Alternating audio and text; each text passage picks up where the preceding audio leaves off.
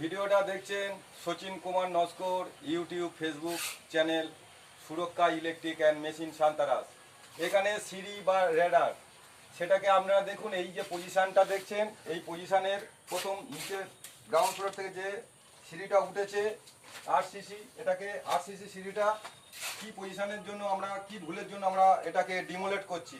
ডিমোলেট করার উদ্দেশ্য হচ্ছে এই যে পজিশানটা এর এইখানে যে প্যাসেজটা যদি সরিয়ে আনতো তাহলে এই যে কাস্টমার আছে আমাদের কোনো সমস্যা হতো না, তাহলে ধাপে মিল হয়ে যেত। নিচের ধাপটা যেমন 6 ইঞ্চির মধ্যে মেকআপ হয়েছে, কিন্তু উপরের ধাপটা সেটা হয়নি এবং অনেক হাইট হয়ে গেছে। সেটা আমরা ভিডিও করে দেখাচ্ছি। দেখুন এই এর প্ল্যাটফর্মটা দেখুন, এই প্ল্যাটফর্মে দাঁড়ানোর পরে এই পজিশানটা দেখুন কতটা হাইট মেজারমেন্ট করতে পারেনি। না করার জন্য এখানে উঠতে অসুবিধা হচ্ছে। এই ভুলের কারণে আমরা এখানে যে সিঁড়িটা আছে এটাকে ভাঙছি। দেখুন এখানে কোনো জায়গা 9 ইঞ্চি, কোনো জায়গা 10 ইঞ্চি, এবং এরপরে যদি আমরা প্লাস্টার করি সেই 9-10 ইঞ্চি থেকে যাবে। সেই কারণে আমরা এটাকে ভেঙে নতুন একটা সিস্টেমে যাচ্ছি। দেখুন এই সিস্টেমটাকে আমরা চেঞ্জ করে ফেলছি এবং আমাদের এখানে মিস্ত্রিরাও কাজ করছে। এরা সুরক্ষা ইলেকট্রিক আর মেশিন সান্তারাসের সঙ্গে এরা যুক্ত। এবং দেখুন এখানে পজিশানটা আমরাকে ভেঙে সিঁড়িটা এই পজিশান থেকে উঠবে, উঠে গিয়ে ঠিক এই দিকে মিলে যাবে, তাতে লোক স্বাভাবিকভাবে যেভাবে উঠতে পারে সেই হিসেব করে এই সিঁড়িটা বানানো হচ্ছে।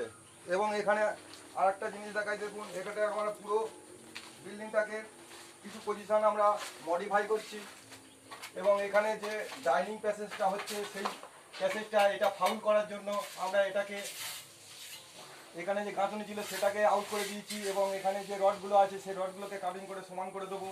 আর এখানে আরেকটা জিনিস দেখুন, এখানে আমরা অনেক সময় চেয়ার কলম আর কলম, চেয়ার কলম মানে কি বোঝায় আর কলম মানে কি বোঝায়, দেখুন কলম বলতে আমরা যেটা বুঝি সেটা সম্পূর্ণ উপরের দিকে রডগুলো উঠে যাবে, আর চেয়ার কলম বলতে এই রকমই হয়। চেয়ার কলম, চেয়ার কলম ঠিক তার টাইবিমের সঙ্গে এসে মিলে যাওয়ার পরে ওটাকে কাটিং হয়ে যাবে, গিয়ে ওটার উপর গাঁথুনি হবে। ওইটা যে দু সাইডে আছে একটা ধারের দিকে থাকার কারণে ওটাকে ফুল কলম দেওয়া হচ্ছে এবং এটা মিডিলে বলে এটাকে মিনি কলম বললেও আমাদের ভুল হবে না, মিনি কলম দেওয়া হচ্ছে। এটাকে বাংলাতে বলা হয় চেয়ার কলম।